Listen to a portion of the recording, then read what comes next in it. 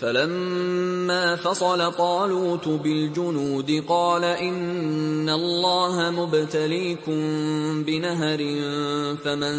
شرب منه فليس مني ومن لم يطعمه فإنه مني إلا من اغترف غرفة بيده فشربوا منه إلا قليلا منهم فلما جاوزه هو والذين آمنوا معه قالوا لا طاقة لنا اليوم بجالوت وجنوده قال الذين يظنون أنهم ملاقو الله كم من فئة قليلة غلبت فئة كثيرة بإذن الله